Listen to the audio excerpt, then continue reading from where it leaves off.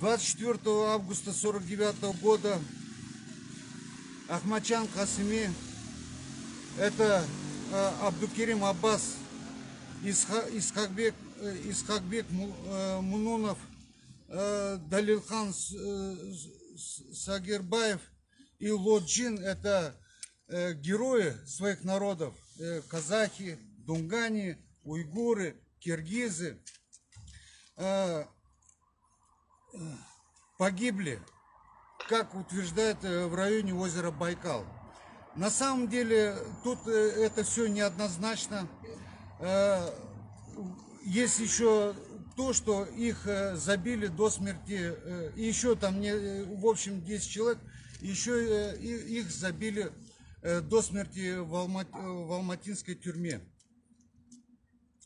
Так погибла наша надежда на возвращение нашей родины, исторических уйгуров. В сентябре 1949-го Сайфуддин Азиз принял участие в Народной политической консультативной конференции Китая и стал членом нового коммунистического правительства и продал нашу родину. И с 1 октября по 7 октября в Китае праздник. Именно в эти дни мы знаем, что 1 июля к столетию Китайской коммунистической партии всех возле этих опашек, которые уже больше 200 дней, да уже почти что год, они выходят к зданию этому правительству Китая, консульству Китая. Их в честь 1 июля всех прям ОМОНом смели, сделали подарок Китаю. Сейчас они хотят, сегодня у них праздник заканчивается, они еще один хотят подарок преподнести китайскому правительству, эти вассалы китайские, эти рабы китайские.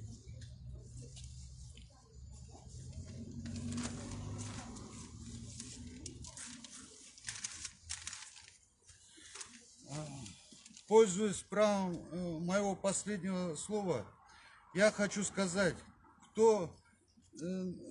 как я на самом деле вижу на примере своей исторической родины. Меня иногда спрашивают, что я, уйгур, делаю тут. Ведь если говорить правду, то тоже оппозиционное движение в основном это казахи. Я считаю, что я считаю это естественным, что я здесь, так как Казахстан,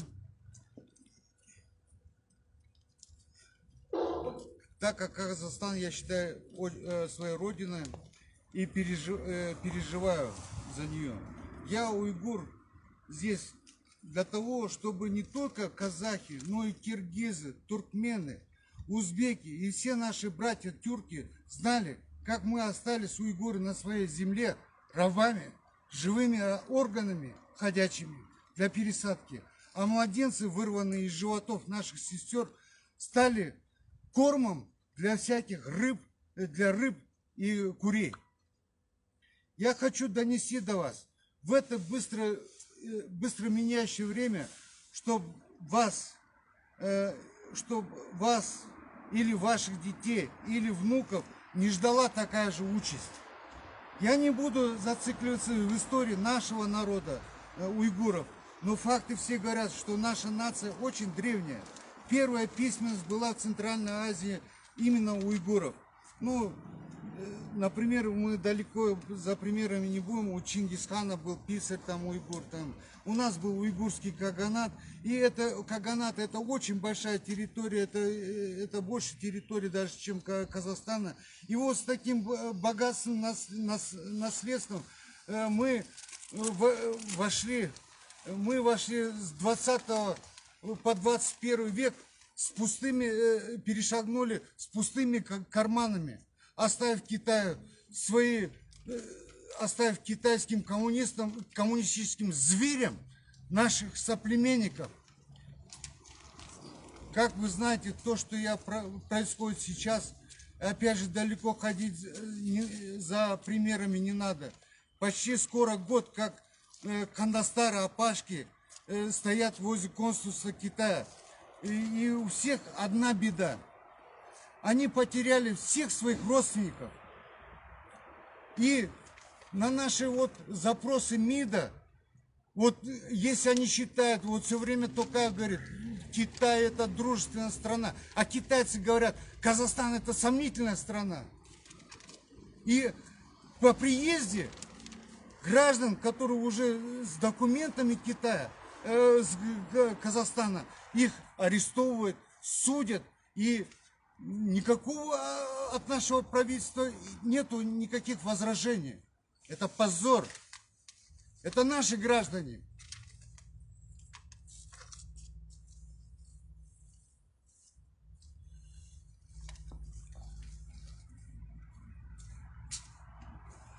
Были случаи похищения с территории МЦПС Хоргос. Похищенный человек был убит в китайской тюрьме. Это, по-моему, его звать Оскар, я так и забыл. Почему в новостях, например, в казахстанских, вот там где-то на Вирджинских островах там тряхануло, там вулкан, ну там казахстанцев нету. Они так это переживают. А тут у них под носом забирают своих граждан, да, ноль внимания.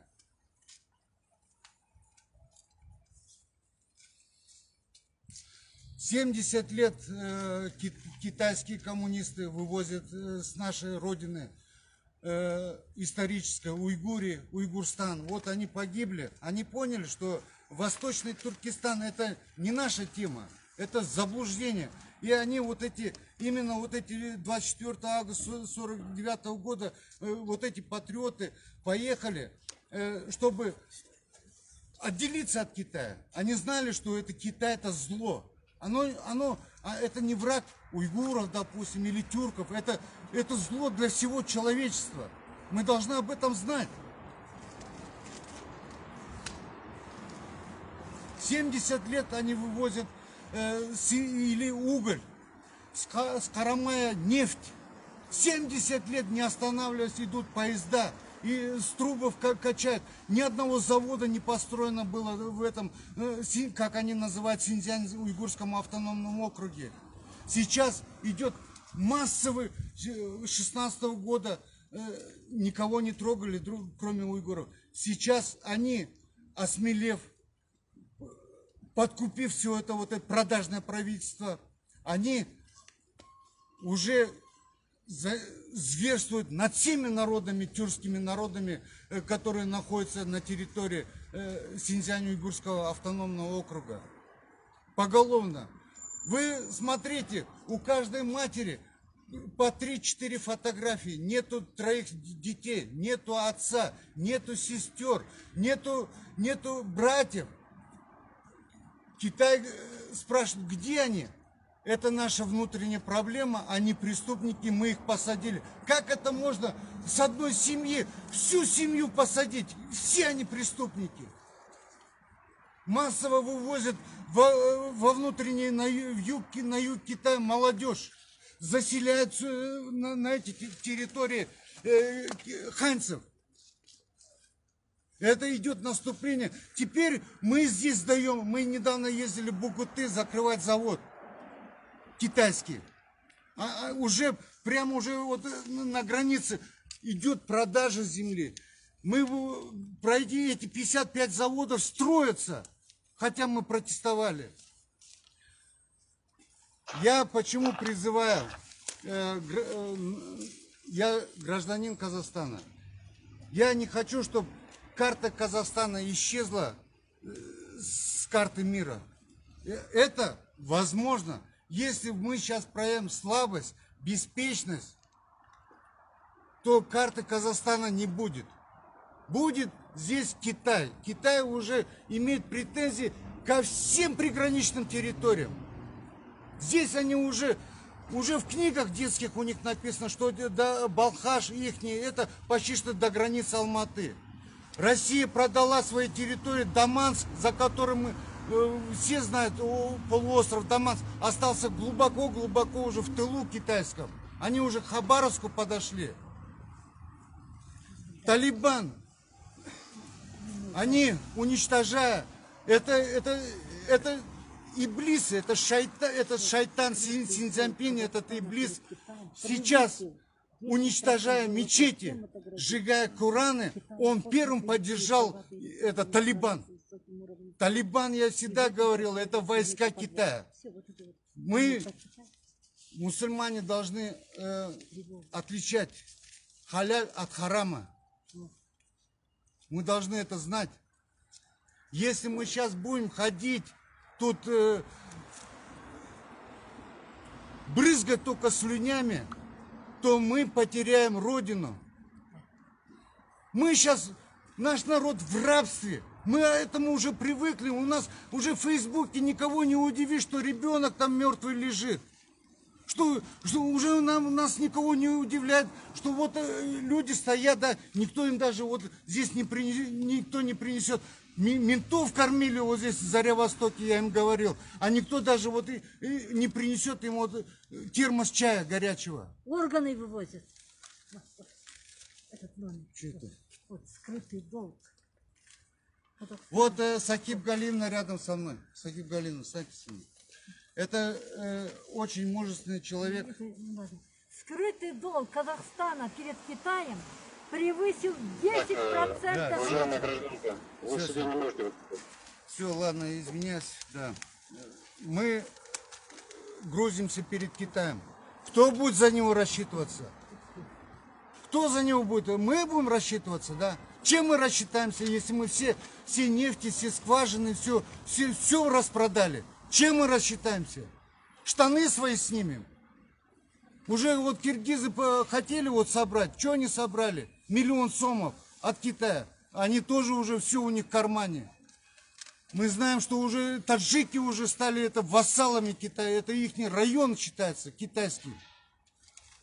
Поэтому то, что сейчас творится, везде уши Китая торчат. Мы должны об этом знать. Она развратила нашу власть этими миллиардами долларов. Они уже не чувствуют под ногами землю. Своим любовницам они дарят там квартирами в Москве. Бриллиантами вот этими по 500, по $500 000 Откуда он берет? Этот сантехник, вот скажите, откуда он может взять такие $500 000, чтобы подарить своим любовницам? Мне все равно, пусть он хоть 100 раз поженится. Но эти деньги, он незаслуженные у него. Это народные деньги. Поэтому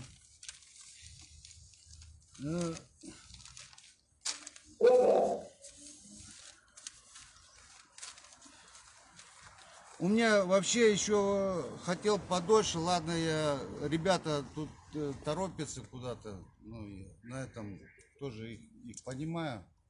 Но я вот говорю, я очень рад, что вот я познакомился с ребятами Коше партии. У них цели и задачи такие же, как у меня. У нас полные вот эти пазлы все совпались. Я говорю, я за все партии, которые против Китая. Я за все партии. Даже и за террористические, за какие-то небылые организации. Если будет возможность, да, что мы когда-то возьмем оружие, да, я первым там буду с автоматом, калашом. И мы должны готовиться к войне. Китай сам нас призывает. Давайте, выходите на нас, воюйте с нами. Видите, что мы творим, что мы делаем. Мы вас уничтожаем. Он нас призывает, берите оружие, воюйте с нами. Я вот недавно узнал, вот этими лжемулами 1000 уйгуров, оказывается, воюют на стороне Талибан. И вот теперь мне их судьба тоже непонятна. Они могут тоже стать разменной монетой в этом деле. Как они туда попали? Тоже вот так. Ты иди там, вот эти неверные, вот эти кафиры, вот эти... Кафир для нас один. Тот, кто напал на нашу землю. Это он наш душман. Кто на нашу землю напал, это и есть кафир. Это и есть, и против него мы должны идти джихадом. Ассаламу алейкум.